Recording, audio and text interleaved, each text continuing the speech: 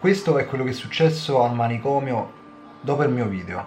Oggi pomeriggio, cioè questa sera verso le 7, ci siamo messi in auto e siamo andati di nuovo al manicomio per girare comunque un altro video, per visitare un'altra struttura che non avevamo visto, perché nei commenti del video precedente ci hanno detto che quello che avevamo visto era solo un quarto di quello che ancora dovevamo vedere e che non eravamo nel manicomio principale. Quindi noi ci siamo armati di telecamera e quindi abbiamo detto perché no, andiamoci e vediamo proprio, diciamo, la struttura del manicomio principale. Siamo arrivati al manicomio verso le 7:30 più o meno e subito dopo abbiamo visto arrivare una macchina della polizia e indietro c'erano anche i vigili del fuoco. Avevamo pensato a qualche incendio perché comunque quando siamo entrati nel manicomio con l'auto all'interno del manicomio abbiamo sentito un po' puzza di bruciato, quindi avevamo pensato a una cosa del genere e infatti hanno incendiato il manicomio.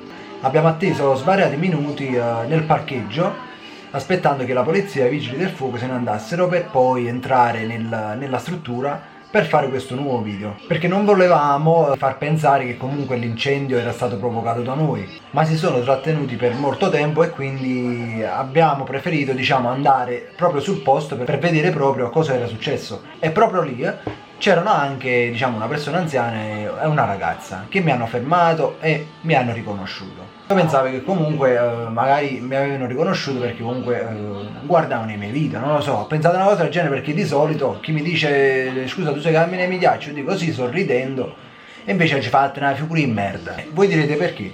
Perché queste due persone mi hanno fermato e hanno chiesto se ero Carmine Migliaccio perché è successo un casino. Mi hanno detto che in quella struttura non ci potevo entrare, che era privata e che era di proprietà dell'ASL. Mi hanno detto che si sono presentati moltissimi ragazzini, bambini che volevano entrare nel manicomio e hanno detto che poi hanno visto un video di Carmine Migliaccio e quindi volevano entrarci anche loro.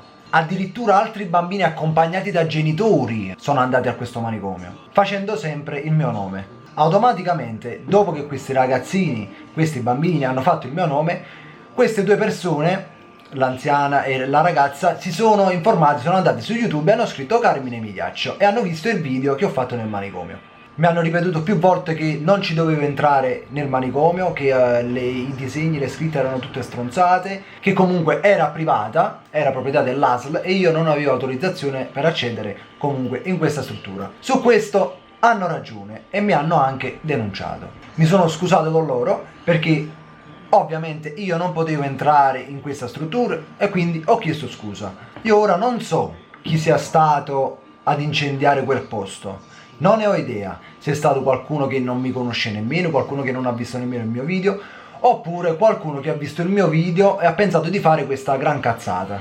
Ma voglio dire una cosa, se io faccio un video dove vado in una casa abbandonata di notte, non vuol dire che anche voi che guardate i miei video dovete andare in questa casa abbandonata dove ci sono stato pure io. D'altronde io non vi ho invitato a trasferire in sta casa, quindi non vi ho detto ragazzi mi raccomando andate a visitarla anche voi. Questo non l'ho detto. Soprattutto andarci per poi fare il mio nome.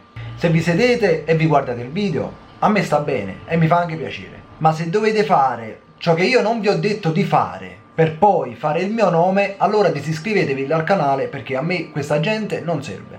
Per quanto riguarda le due persone che mi hanno parlato e mi hanno detto questa cosa, voglio dire due parole. Mi hanno fermato e mi hanno chiesto se ero io Carmine Migliaccio. Ora, con tutta la ragione di questo mondo, prima di cominciare a parlare uno si deve presentare a paese mio. In quel momento non ho risposto in questo modo perché comunque ho una certa educazione e quindi rispetto le persone più grandi di me. Però in questo video lo posso dire, non si sono presentate, hanno cominciato subito a dire quello che io avevo fatto e non potevo fare, mi hanno cominciato a dire quello che è successo e che mi hanno denunciato. Mi hanno detto che invece di fare video di paura dove andavo di notte in questi posti, potevo fare un bel video in cui io facevo vedere magari il lato positivo di questo posto, magari che è una bella struttura e che quindi l'ASL l'ha abbandonato così come nulla fosse, no? Questo è giusto, sarebbe pure una bella cosa da fare, però, ma se è l'ASL il proprietario di questa bella struttura, se non se ne fregano loro, come me ne posso fregare io?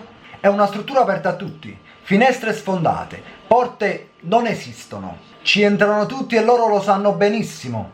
Ma nemmeno sigillate tutto però. Perché? Non c'era bisogno di guardare il mio video per capire che qualcuno entrasse lì dentro. Non facciamo finta di non vedere, perché sappiamo bene chi ci entra in quei posti, oltre me che faccio video per visitarlo. Quindi, concludo con dirvi, tenetevi le conseguenze e non lamentatevi se ci entra gente oppure se lo incendiano. Perdonate la mia sincerità, ma è così. D'altronde io sono entrato in questo posto solo per visitarlo, senza commettere atti vandalici. Sono entrato solo ed esclusivamente per curiosità, per visitare il posto. Quindi invece di denunciare me che faccio video su YouTube, no? Mettete sotto controllo quel posto, sigillatelo, chiudetelo. Pulissene pare che a mia zattanta l'offo, pulite che fate, sono solo io.